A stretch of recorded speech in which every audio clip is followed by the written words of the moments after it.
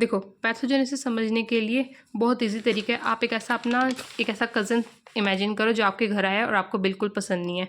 अब वो कज़न जो आया वो सबसे पहले वो क्या करेगा, आपके घर में घुसेगा। मेन गेट से उसने एंट्री ली, एंट्री लेने के बाद में वो क्या करेगा, हॉल में आएगा। हॉल में आने के बाद से क्या करेगा, उसका मेन टारगेट क्या होगा, आपका रूम। भाई आपके वीडियो गेम्स खेलने हैं तो आपके रूम में जाएगा वो। आपके रूम में जाने के बाद में अब उस रूम से उसे निकाल कौन सकता है, आपके मम्मी पापा या आपके सिस्टर। तो ये क्या करेगा, सबसे पहले उन्हें अपनी तरफ करेगा, यानी उनकी तारीफ करेगा, उनका काम करेगा, यानी जो आपके साथ बोल सकते थे, जो आपका डिफेंस कर सकते थे, उन चीज़ों को इसने हटा दिया। इस कज़न ने उन लोगों को अपनी साइड कर लिया कि आपका डिफेंस कोई ना कर सके। एंड फाइनली क्या करेगा, आपके बेड के ऊपर फुल फैल के अपने वीडियो गेम्स खेलेगा, आपका कमरा यूज़ करेगा, यानी फुल अप स्प्रेड हो जाएगा आपके कमरे में, जिसे अपना कमरा समझेगा। यानी आपका जो ये कज़न था जो आपको बिल्कुल पसंद नहीं था, इसने सबसे पहले क्या किया, आपके घर में गेट से एंट्री ली। उसके बाद में ये मेन हॉल में आया।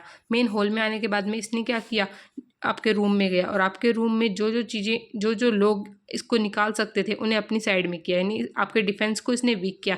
एंड फाइनली क्या कर गया, पूरे बेड पे फैल गया, यानी आपके रूम में फुल स्प्रेड हो चुका है। तो अब उसी तरीके से हम इनका पैथोजेनेसिस समझेंगे। देखो, सबसे पहले क्या होते हैं, ये बैक्टीरिया क्या करेंगे, कॉलोनाइज करेंगे, यानी हमारी बॉडी के अंदर आने के लिए जगह ढूंढेंगे। तो ये कहाँ से आ सकते हैं, एंटीरियर नेयर से, ओरोफेरिंक्स से, एक्जिला से या पेरिनियल स्किल से। ये क्या कर सकते हैं, हमारी बॉडी के अंदर एंटर कर सकते हैं। एंटर करने के बाद में क्या होना था, मेन हॉल में जा रहा था, that is introduction in the tissue attach by the clumping factor and collagen binding adhesion. हमने फैक्टर्स देखे थे ब्रिलियंस फैक्टर में। क्लम्पिंग फैक्टर कौन सा था, fibrinogen binding factor and collagen binding factor. इसके थ्रू क्या करता है, टिश्यू से अटैच होता है। हॉल में जाने के बाद में क्या हो रहा था, रूम के अंदर जा रहा था। रूम के अंदर कैसे होएगा, इन्वेजन, इसे हम क्या बोलेंगे, अब आगे और वो इन्वेड कर चुका है बैक्टीरिया हमारे टिश्यू के अंदर।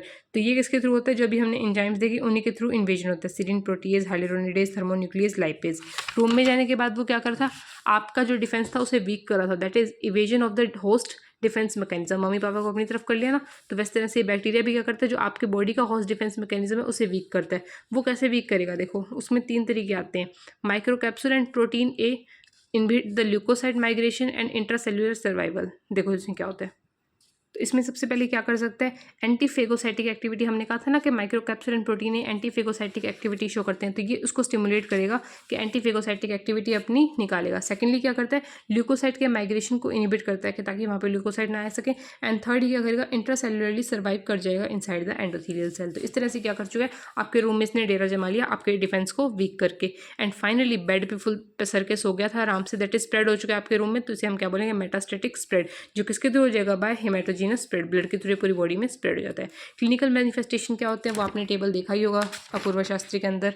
नॉट वरी, इस टेबल को भी हम थोड़ा शॉर्ट करेंगे एंड ये टेबल हम बाद में रीड करेंगे। अभी हम देखते हैं आगे इसके क्या फैक्टर आते हैं।